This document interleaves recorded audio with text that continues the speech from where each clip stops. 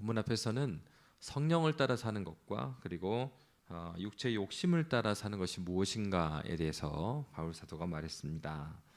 결국은 성령의 열매도 말했고 또 이제 욕심을 따라서 사는 것이 무엇인지도 말해줬죠. 근데 그 내용들을 보면은 욕심을 따라 사는 것도 하나님과의 그러니까 모든 영역에 대해서 이야기를 했고 또 이 성령을 따라 사는 성령의 9가지 열매는 모든 관계를 말하고 있다고 그랬잖아요. 그러니까 모든 영역과 모든 관계에 대해서 다루고 있는 거예요.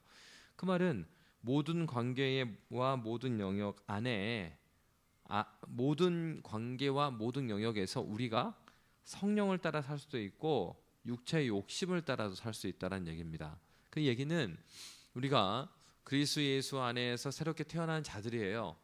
그럼에도 불구하고 우리가 하나님 앞에 성령을 따라 살지 않으면, 은혜 가운데 살지 않으면 우리는 모든 영역 가운데, 모든 관계 가운데, 연약함 가운데 노출되어 있는 그런 사람이라는 것을 알려주는 거죠. 그러면서 오늘 본문은 25절에 보면 만일 우리가 성령으로 살면 또한 성령으로 행할지니 헛된 영광을 구하여 서로 노엽게 하거나 서로 투기하지 말지니라. 그래서 바로 이렇게 성령 안에서 산다라는 것을 어떻게 표현합니까? 헛된 영광을 구하지 않는 것이죠.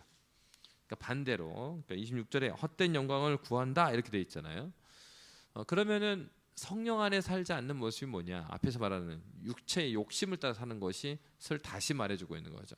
그것이 헛된 영광을 구하며 산다는 것인데, 헛된 영광을 해석해 보면 헛된 영광은 명예가 없음, 또 자만심 이렇게 표현이 돼요. 그래서 26절 그 헛된 영광, 명예가 없는 것과 또 자만한 것, 이 반대적인 의미를 가지고 있잖아요. 그러니까 명예가 없는 것, 그 다음에 자만하는 것, 이 반대적인 건데 그렇게 그것들을 구하면 어떻게 된대요?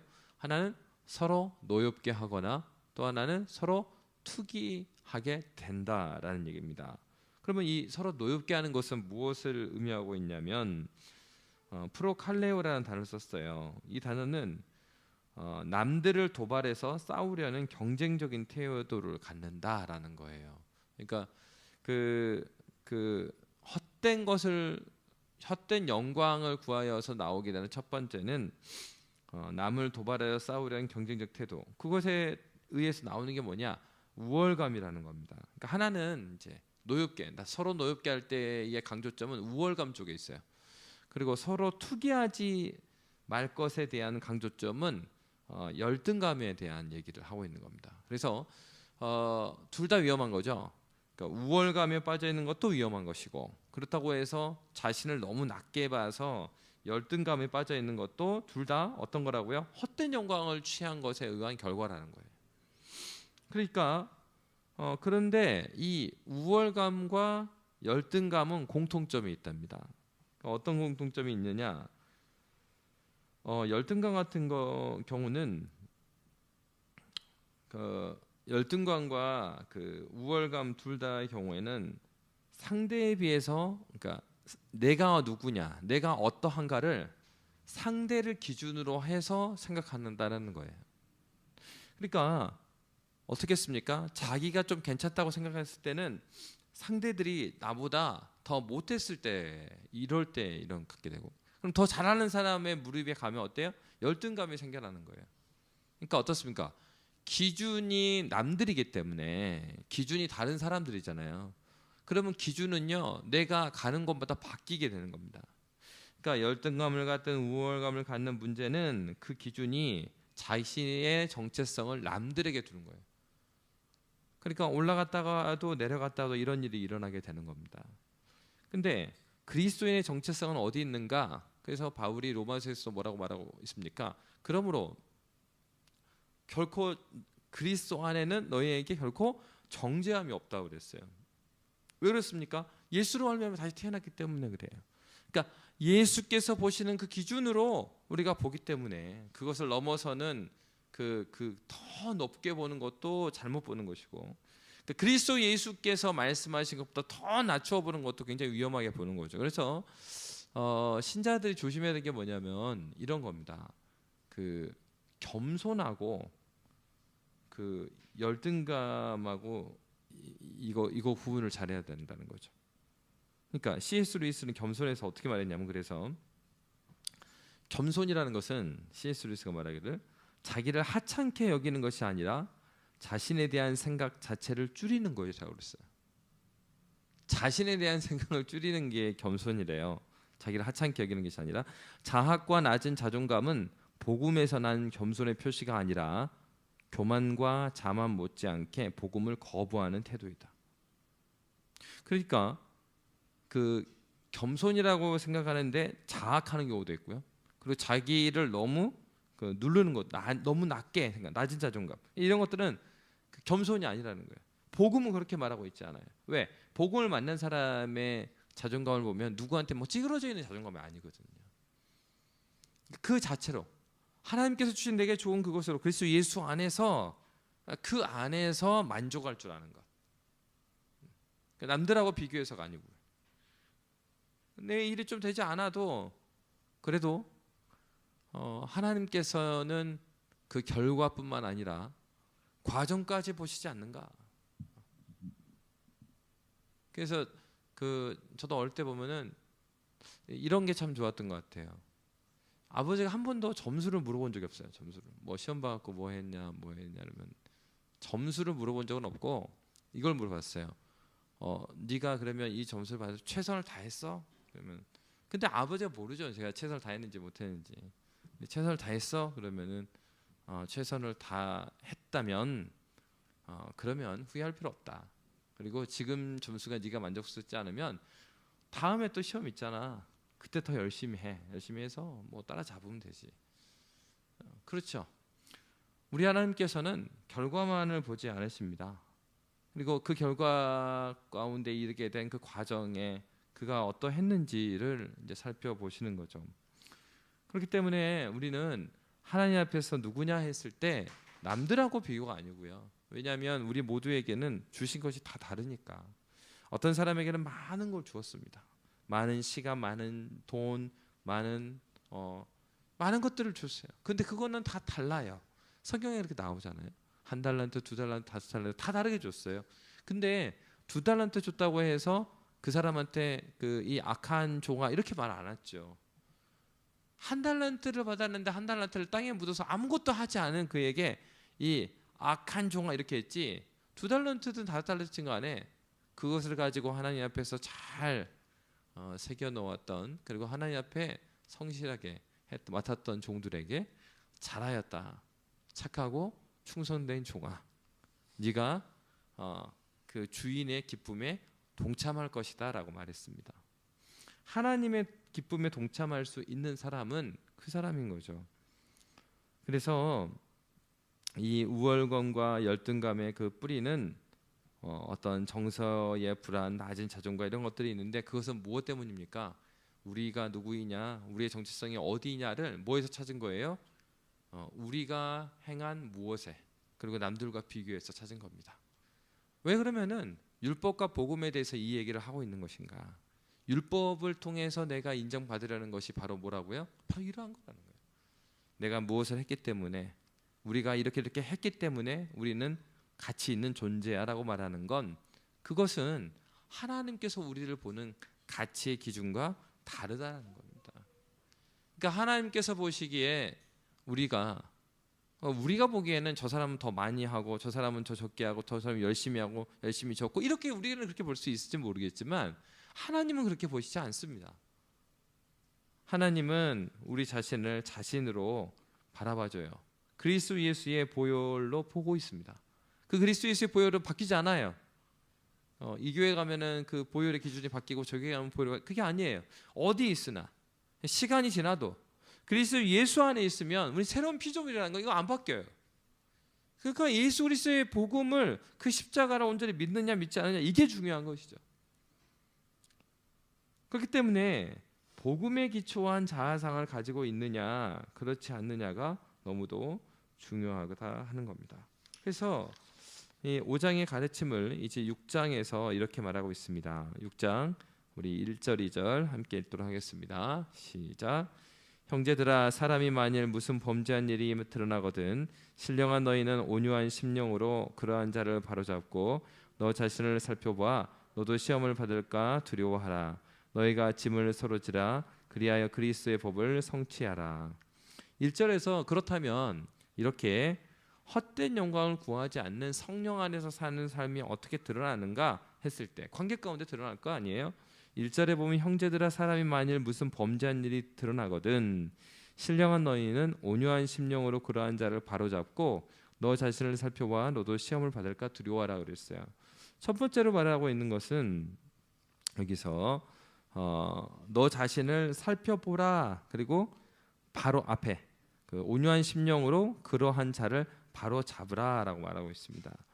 근데 이 바로 잡다라는 단어는 어떤 단어냐면 그 어긋난 뼈가 삐뚤어진 거예요. 그래서 그 어긋난 뼈를 바로 잡을 때 쓰는 단어가 이 단어입니다. 그럼 여러분 이 뼈가 틀어지면 어떻습니까? 그 뼈를 자기 자리로 딱 돌리려면은 너무 아프죠. 그래서 어릴 때 보면 시골에 그런 분들이 있었습니다. 그 시골에는 병원이 저 읍내 나가서 있으니까 가끔씩 애들이 탈골이 되는 경우도 있고요. 뼈가 부러지는 경우도 있어요. 근데 이제 탈골되는 경우에는 이렇게 접해 있는 게 빠지는 경우도 있잖아요. 근데 그런 거는 사실은 병원을 가도 그 의사들이 딱 보고서 그냥 껴 넣습니다. 그냥. 우리 아이도 어릴 때 탈골이 된 적이 있었어요. 근데 애가 그 교회 갔을 때 우는데 계속 울어요. 그리고 왜 그칠 때가 되는데 안 그치고 계속 울어요. 왜 그러나 몰랐는데 나중에 그래서 이제 야간에 병원에 가 보니까 의사 선생님이 이 뼈가 엑스레이 찍어보고 이 탈골됐다고. 근데 그게 어려운 게 아니고 잡더니만 뚝 누르니까 끝났어요. 근데 이제 시골에 보면은 그 병원을 가기가 힘드니까 그 뼈를 잘 만지는 아저씨들이 있어요. 한마디로 말하면 이제 야매죠. 그래가지고 한 번은 우리 형이 이렇게 탈골이 된 적이 있었거든요. 여기가 이게 뼈가 이렇게 빠져버린 거예요. 그러니까 뼈가 빠지면 이거 팔이 많이 늘어납니다. 이게 늘어나요 실제로. 근데 이 아저씨가 자기가 해주겠다고 와갖고 몇 번을 잘못 껴가지고 그래서 이 아이가 당사자는 얼마나 아프겠어요. 이렇게 했다가 저렇게 계속 뺐다 넣었다 하는데 그래가지고 결국은 고생만 댕탕하다가 나중에 병원에 이제 실려간 그래서 몇 달 입원한 적이 있었습니다. 그러니까 이제 그런 경우가 이 뼈가 틀어졌을 때 뼈를 바로 잡는다 했을 때 그러니까 오늘 본문에 나와 있는 이 1절에 바로 잡는 단어가 그런 단어예요. 그러니까 바울은 많은 단어 중에서 왜 형제들아 사람이 만일 무슨 범죄한 일이 드러나거든 신령한 너희는 온유한 심령으로 그러한 자를 바로잡고 했을 때 왜 이런 단어를 썼을까? 바로잡다는 단어는 좀 많이 있는 거예요. 근데 특히 그 단어를 쓴 거죠. 그러니까 왜 그렇겠습니까? 바로잡는 거는 그렇게 쉬운 얘기가 아니라는 거죠. 고통스러운 일이. 그러니까 우리 스스로도 우리를 보면 하나님께서 어떠한 일들을 허락하시고 뭐 이제 그 고통의 문제까지 포함해서 그러니까 좋을 수도 있고 나쁠 수도 있는 그 일들이 일어났을 때 그것을 바로잡는 과정이 유쾌한 경우는 없어요. 유쾌하게 바로잡힐 수는 없습니다. 자신의 습관 그리고 자신의 그 잘못, 자신의 성격의 약함 이런 것들을 발견하는데 어떻게 유쾌할 수 있고 고통이 없을 수 있겠어요? 바울 사도가 말하는 건 이런 겁니다. 형제들아 사람이 만일 무슨 범죄한 일이 드러나거든 신령한 너희는 온유한 심령으로 그러한 자를 바로 잡으라는 거예요. 그러니까 이 바로 잡을 때는 굉장히 뭐가 동반된다고요? 고통이 동반돼요. 자기뿐만 아니에요. 공동체가 함께 고통이 동반될 수밖에 없어요. 그러니까 어떻게 하라고 그랬습니까? 어떻게 하라고요? 온유한 심령으로 하라는 거죠.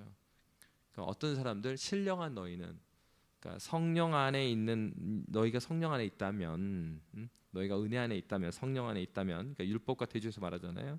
육신의 욕심을 따르는 사람이 아니라 성령의 열매에 있는 사람이라고 한다면 어떤 심령으로요? 불안하고 떨리는 심령이 아니라 온유한 심령으로 바로 잡아라. 고통스럽지만 근데 거기서 중요한 점은 무엇입니까? 야, 너 이렇게 했어야지 저렇게 했어야지가 아니고 그 다음에 너 자신을 살펴보아라. 그러니까 그런 일이 있을 때 그 일은 바로 잡아줘야 되는 일이지만 그 일을 잡아줄 때의 모습은 굉장히 온유해야 하고 그럴 때마다 누구를 봐요? 자신을 살펴보라는 것입니다. 왜요? 너도 시험을 받을까 두려워하라. 너도 똑같은 그런 존재, 어떤 측면에서 나도 죄인이니까 영역이 달랐을 뿐이지 그러한 올무에 나도 걸릴 수 있는 존재라는 사실이죠.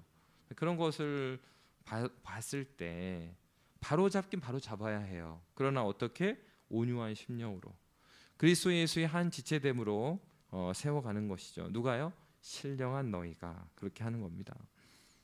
그러면서 바울 사도는 뭐라고 말하고 있습니까? 그러니까 처음에는 첫째는 범죄한 일은 바로 잡으라는 겁니다. 어떻게? 두 번째는 짐을 지되 2절에 너희가 짐을 서로 지라 그리하여 그리스도의 법을 성취하라. 그러면서 너희가 짐을 서로 지라는 것입니다. 그러니까 누군가 서로 짐을 지라는 것은 어떤 사람이 그렇게 연약해서 넘어질 수 있죠. 그런데 넘어졌을 때 그러니까 여러분 그 강철 부대 막 이런 거 있잖아요. 프로그램. 근데 거기서 보면은 이제 막 많은 군대가 팀을 이뤄 갖고 경기를 해요. 경기를 하는데 뭐 예를 들어 갖고 이 큰 그 보트를 들고 뛰는 게 있는 거예요. 근데 뛰는 게 있는데 이게 그 대기하는 팀들이 그러는 거죠. 딱 보고서 저렇게 하면 되겠다, 저렇게 들면 되겠다 하는데 실제로 자기들이 그것을 들어보기 전에 뭐 트럭에도 몇 톤을 만들어서 밀고 다니는 막 그런 경기가 있는 거예요. 이렇게 지켜봤을 때랑 막상 자기 팀이 가서 그거를 끌어볼 때하고는 너무 다른 겁니다. 그러니까 여기에서 그 얘기를 하는 거예요. 너희가 짐을 서로 지라는 거는 코치해 주라는 건 아니에요. 코치하는 게 짐을 서로 지는 건 아니에요. 여기서 짐을 서로 진다라고 했을 때 여기서 짐을 서로 지는 거는 그 짐 밑으로 들어가라는 겁니다. 같이 들으라는 얘기예요. 예전에 그런 적이 있습니다. 교회학교 캠프가 있는데 아이들이 그 해에 많이 왔어요. 교육자가 3명 있는데 1명은 다리가 다쳐가지고 움직이지를 못해. 그러면은 결국은 2명밖에 없잖아요. 아이들이 그 해에 180명이 온 거예요. 그러니까 둘이서 전도사 둘이서 제가 전도사였어요. 둘이서 180명을 이제 돌보는 거예요. 근데 접수를 하면서 뭐 해야 되잖아요. 손발이 부족한 겁니다. 근데 그때 한참 선배 그 교육자가 오더니만 거기서 2 교육자가 왔어요. 그러더니만 막 그 제 후배 교육자를 혼내고 그냥 갔어요. 어떤 생각이 드냐면 야 눈이 없나? 지금 이 180명 아이들이 있는데 지금 혼낼 때가 아니라 와서 신발 정리 안 됐다고 지적하고 다니고 막 지적하고 갔거든요. 이거는 지적해야 될 때가 아니에요.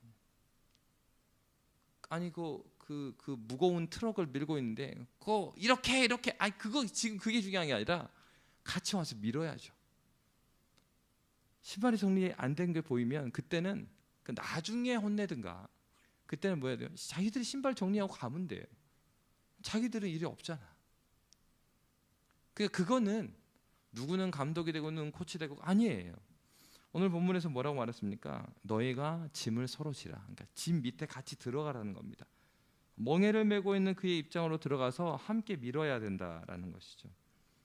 근데 이제 이것은 함께 지는 측면만 말할 뿐만 아니라 바울 사도는 또 뭘 이야기하냐면 5절에 보시면 각각 자기 짐을 지라고 그래요. 그러니까 앞에서는 그 너희가 짐을 서로 지라라고 그랬고 뒤에서는 각각 자기 짐을 지라고 그랬어요. 근데 이제 여기서 바울 사도가 말한 거는 이 충돌되는 말을 하는 게 아닙니다.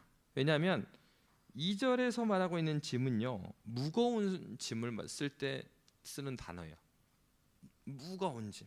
그리고 5절에서 각각 자기의 짐을 지라고 했을 때 이 짐은 그 배낭 같은 거예요. 그러니까 바울 사도는 뭘 이야기를 했냐면 공동체적으로 함께 져야 될 짐에 있어서 함께 지고 그리고 자신이 져야 될 것은 자신이 지라는 겁니다. 그러니까 각자가 매야 될 배낭이 있는 거예요.